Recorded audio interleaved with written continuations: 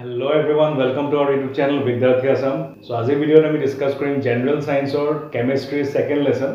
Acid, ক্ষাৰক আৰু লৱণ বা এসিড বেসেস এণ্ড সল্টস। তো সেই চেপ্টাৰটো আমাৰ কিছুমান পাৰ্টছত আমি ভিডিঅ'খিনি বনাম আৰু সৰু সৰু কিছুমান ভিডিঅ'ৰ জৰিয়তে গোটেই চেপ্টাৰটো তোমালোক ধুনীয়াকৈ বুজাবলৈ চেষ্টা কৰিম। আৰু এই চেপ্টাৰটো ৰিলেটেড তোমালোকৰ এটা প্লেলিষ্ট বনোৱা থাকিব আৰু যেতিয়া আমাৰ চেনেলত এইটো চেপ্টাৰ ৰিলেটেড ভিডিঅ'সমূহ আহিব আৰু সেই প্লেলিষ্টত আমি সেই ভিডিঅ'সমূহ এড কৰি থাকিম আৰু তোমালোকে সেই প্লেলিষ্টটো চালে তোমালোকে তাৰ পৰা গোটেইখিনি পাৰ্ট চাব পাৰিবা। সো যিসকল ষ্টুডেণ্টে নতুনকৈ আমাৰ চেনেলৰ লগত জড়িত হৈছে তোমালোকে চেনেলটো ছাবস্ক্ৰাইব কৰিবা আৰু ব'লা আমি ভিডিঅ'টো আৰম্ভ কৰোঁ।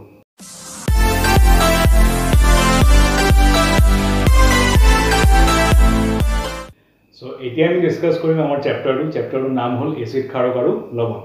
সো ইয়াত আমি দেখা পাইছোঁ যে প্ৰথমতে আমি এচিড আৰু ক্ষাৰকৰ যেটো আমাৰ পাৰ্থক্য সেইখিনি আগত লিখি লৈছোঁ আমি। এণ্ড তোমালোকে যেতিয়া আমি চেপ্টাৰটো ডিসকাস কৰি থাকিম তোমালোকে ভিডিঅ'টো পজ কৰি তোমালোকে এই যিখিনি আমি নোট লিখাই গৈ থাকিম সেইখিনি তোমালোকে ইয়াৰ পৰা নোট ডাউন কৰি ল'ব পাৰিবা।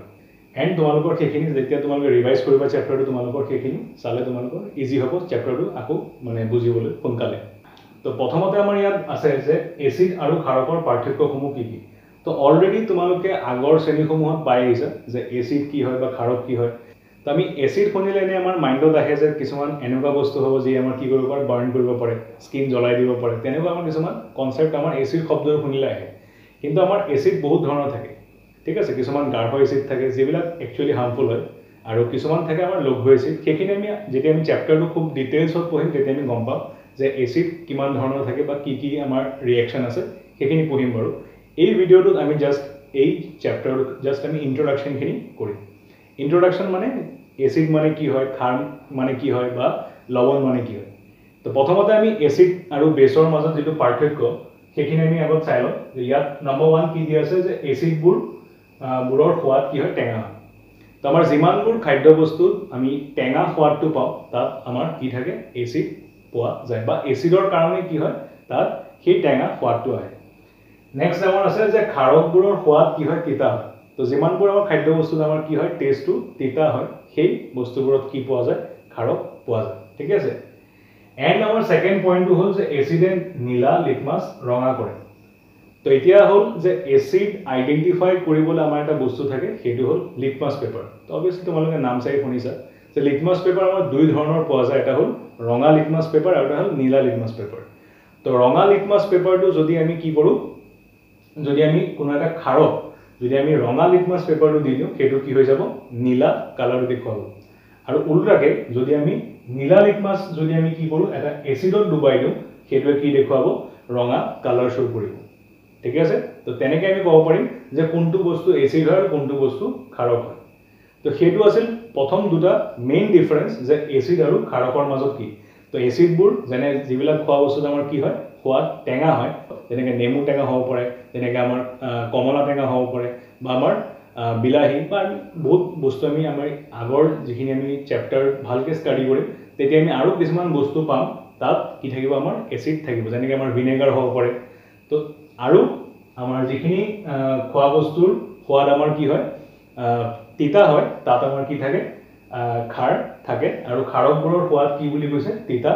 আৰু ক্ষাৰকে কি কৰিব পাৰে, যেটো আমাৰ ৰঙা লিটমাছ পেপাৰ থাকে সেইটো নীলা কৰিব পাৰে আৰু এচিডে কি কৰে, নীলা লিটমাছ পেপাৰ ৰঙা কৰে। এতিয়া কথা হ'ল যে আমাৰ যে এচিড আৰু ক্ষাৰক আছে তো সেইখিনি যে আমি টেষ্ট কৰিলে টেঙা হয় বা টেষ্ট কৰিলে তিতা হয় সেইটোতো আমি কিছুমান যিখিনি খাব পাৰোঁ সেইখিনি বস্তু আমি ক'ব পাৰিম। যেনেকৈ আমাৰ কিছুমান এনেকুৱাও এচিড আছে বা এনেকুৱা আমাৰ সলিউশ্যন বা কেমিকেল আছে যিখিনি আমাৰ খাই পেলাই যদি আমি চাওঁ যে টেঙা নে তিতা সেইখিনি আমাৰ কাৰণে বহুত হাৰ্মফুল হ'ব, ঠিক আছে। যেনেকৈ আমি কিছুমান ছাপ'জ আমি হাইড্ৰক্লৰিক এচিড বা আমাৰ ছালফিউৰিক এচিড সেই বস্তুখিনি আমি টেষ্ট কৰি আমি ক'ব নোৱাৰোঁ যে সেইটো টেঙা নে তিতা নে এচিড হ'ব নে বেছ হ'ব, সেইটো আমি টেষ্টৰ বাহিৰৰ হয় সেইখিনি বস্তুখিনি। তো তাৰ কাৰণে আমাৰ কিছুমান এনেকুৱা বস্তু দৰকাৰ হ'ব যাৰ সহায়ত আমি ক'ব পাৰিম যে সেই বস্তুটো এচিড আছে নে বেছ আছে। তো সেই বস্তুবোৰক কি বুলি কোৱা হয়, সূচক। তো সূচকৰ আমাৰ ডেফিনেশ্যনটো ইয়াত আছে যে যিবিলাক পদাৰ্থই কোনো দ্ৰৱত এচিড বা ক্ষাৰকৰ থকাটো সূচায়। যে এনেকুৱা কিছুমান বস্তু আমাৰ আছে, এইটো আমাৰ নেচাৰেলিও আছে কিছুমান বস্তু আৰু আমি আৰ্টিফিচিয়েলি বা সাংশ্লেষিকভাৱে আমি বনাই লৈছোঁ কিছুমান কেমিকেলছ যিয়ে কি কৰিব পাৰে এচিড নে বেছ আছে কোনো এটা ড্ৰপত বা সলিউশনত সেইটো আইডেন্টিফাই কৰিব পাৰে তো তেনেকুৱা বস্তুবোৰক কি বুলি কোৱা হয় সূচক ঠিক আছে তেনেকুৱা বস্তুবোৰক কি বুলি কোৱা হয় সূচক আৰু সূচক আমাৰ কি থাকে দুই ধৰণৰ থাকে এটা হ'ল প্ৰাকৃতিক সূচক আৰু এটা হ'ল সাংশ্লেষিক সূচক তো প্ৰাকৃতিক সূচক মানে হ'ল যিবিলাক আমি নেচাৰৰ পৰা পাইছো নেচাৰৰ কিছুমান এনেকুৱা বস্তু আছে যাৰ পাৱাৰ আছে কিছুমান যে কি কৰিব পাৰে এসিড হয় নে বেছ হয় আইডেন্টিফাই কৰিব পাৰে মানে নিজৰ যেটো কালাৰ আছে সেই কালাৰৰ মানে চেঞ্জ কৰি কালাৰটো সলনি কৰি কি দেখুৱাব পাৰে যে তাত কি আছে এসিড আছে নে বেছ আছে তো যেনেকৈ আমাৰ ইয়াত প্ৰাকৃতিক সূচক যেটো আছে তাৰ উদাহৰণত আছে লিটমাছ আৰু হালধি তো লিটমাছ কি হয় এতিয়া আমাৰ প্ৰথম যেটো আমি পাইছিলো লিটমাছ পেপাৰ দুই ধৰণৰ থাকে বা লিটমাছ একচুয়ালি কি হয় তো লিটমাছ হ'ল এটা আমাৰ ৰঞ্জক যেটো আমাৰ বেঙুনীয়া ৰঙৰ হয় আৰু সেইটো আমি ক'ৰ পৰা পাওঁ সেইটো আমি পাওঁ যে আমাৰ যেটো থেলোফাইটা বৰ্গৰ এটা উদ্ভিদ আছে তো থেলোফাইটা মানে কি আমি যেটো ক্লাস 9 ত আমি এটা চেপ্টাৰ পাইছিলো জৈৱ বৈচিত্ৰ্য এটা চেপ্টাৰ পাইছিলো তাত আমি পাইছিলো যে আমাৰ চাৰিওফালে থকা যিখিনি প্ৰাণী আছে বা আমাৰ যিখিনি উদ্ভিদ আছে তাৰ বহুতো আমাৰ কি আছে গ্ৰুপ বা ক্লাসিফিকেশন আছে তাৰ ভিতৰত কিছুমান এনেকুৱা বৰ্গ আছে যিবিলাক উদ্ভিদৰ এটা বৰ্গ আছে সেইটো থেলোফাইটা থেলোফাইটাৰ ভিতৰতে অন্তৰ্ভুক্ত এটা উদ্ভিদ হ'ল আমাৰ লিচেন আৰু সেই লিচেনটো হ'ল এটা আমাৰ ভেকুৰ আৰু আমাৰ হেলাই এটা সিম্বায়োসিস ৰিলেশন হয় সিম্বায়োসিস ৰিলেশন মানে এটা আনটোৰ ওপৰত নিৰ্ভৰশীল তো তেনেকুৱা এটা উদ্ভিদ হয় লিচেন আৰু সেই লিচেন উদ্ভিদৰ নিষ্কাশন কৰি মানে তাৰ পৰা ৰসটো উলিয়াই বা এক্সট্ৰেক্ট কৰি তাৰ পৰা কি কৰা হয় এটা বেঙুনীয়া ৰঙৰ এটা ৰঞ্জক পোৱা যায় আৰু সেই ৰঞ্জকটো আমি কি বুলি নাম দিছো লিটমাছ আৰু সেই লিটমাছৰ দ্বাৰা সেই পেপাৰসমূহ বনোৱা হয় আৰু সেই পেপাৰ দুই ধৰণৰ থাকে এটা ৰঙা এটা নীলা লিটমাছ আৰু সেই লিটমাছৰ জৰিয়তে আমি কি চাব পাৰো কোনো এটা দ্ৰৱত কি আছে এসিড আছে নে বেছ আছে সেইটো আইডেন্টিফাই কৰিব পাৰো আৰু এটা হ'ল আমাৰ হালধি তো হালধিৰ কালাৰ আমি জানো যে এটো হালধিয়া হয় আৰু হালধিটো যদি আমি কোনো এটা এসিড বা বেছত যদি আমি আইডেন্টিফাই কৰিব লাগে যেনে ধৰিছো যে কোনো এটা আমাৰ যেনেকৈ এক্সাম্পল আমাৰ কেতিয়াবা খোৱা বস্তুত আমি হালধি ইউজ কৰো সাপোজ আমাৰ কোনোবা খোৱা বস্তু আমাৰ শাৰ্টত বা কোনো এটা কাপোৰত যদি পৰি গৈছে তাৰ দাগটো পৰি যাব হয়নে সাপোজ সেই বস্তুটো হালধীয়া এটা দাগ পৰিছে সেই বস্তুটো যদি আমি সাৰ্ফ বা ডিটাৰজেন্ট যদি আমি ইউজ কৰি ধুবলৈ যাওঁ তেতিয়া কি হয় সেই যেটো হালধীয়া ৰং সেইটো মুগা ৰঙচুৱা মুগা বৰণলৈ সলনি হয় আৰু তেতিয়া আমি ক'ব পাৰিম যে যেতিয়া হালধিৰ যেটো হালধীয়া ৰংটো মুগা বৰণলৈ সলনি হৈছে তেতিয়া সেই বস্তুটো কি আছে খাৰক আছে আৰু আমি জানো যে একচুয়ালি যে সাবুন বা যেনেকৈ আমাৰ সাৰ্ফ বিলাক বা ডিটাৰজেন্ট যিবিলাক থাকে তাত কি থাকে খাৰক থাকে আৰু সেই বস্তুটোৰ পৰা আমি আইডেন্টিফাই কৰিব পাৰিম যে কোত এসিড আছে বা কোত খাৰক আছে আৰু যেতিয়া হালধি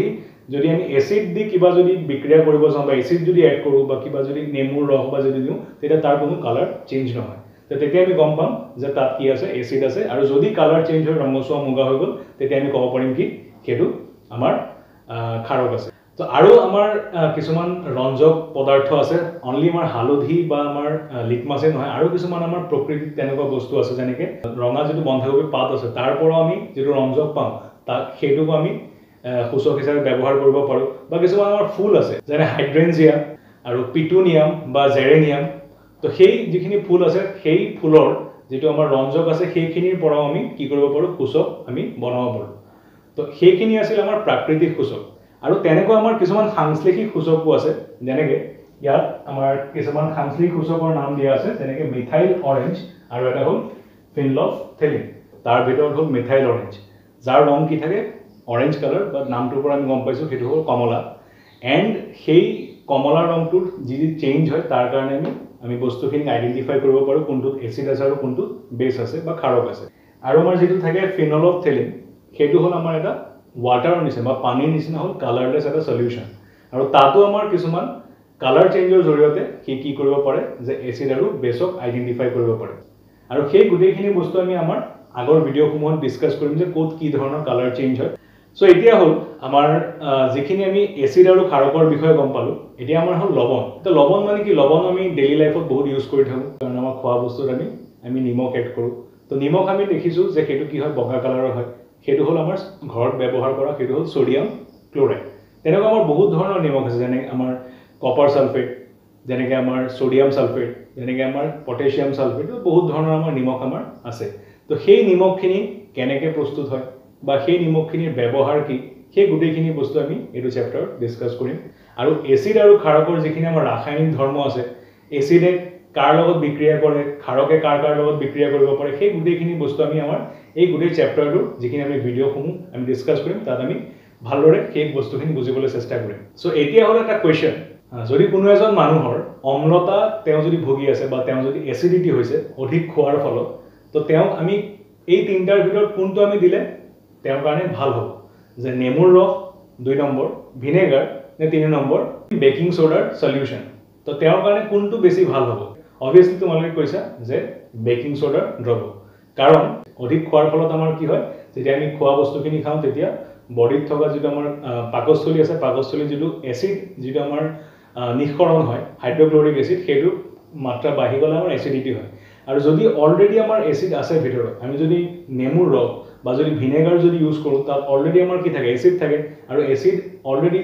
বেছি আছে ভিতৰত, আমি যদি এচিডটোৱে খাই দিওঁ তেতিয়া কি হ'ব, আৰু বেছি হৈ যাব। সেইকাৰণে সেই এচিডৰ গুণটো কাটিবলৈ আমি কি ইউজ কৰিম, বেকিং সোডাৰ দ্ৰৱ, আৰু যি কি হয় ক্ষাৰক হয়। তো আমি ইয়াৰ পৰা গম পালোঁ যে এচিডৰ গুণ ক্ষাৰকে কি কৰিব পাৰে, কাটিব পাৰে, বা ক্ষাৰকৰ গুণকো কি কৰিব পাৰে, এচিডে কাটিব পাৰে বা তাক সন্তুলন কৰিব পাৰে বা নিউট্ৰেল কৰিব পাৰে।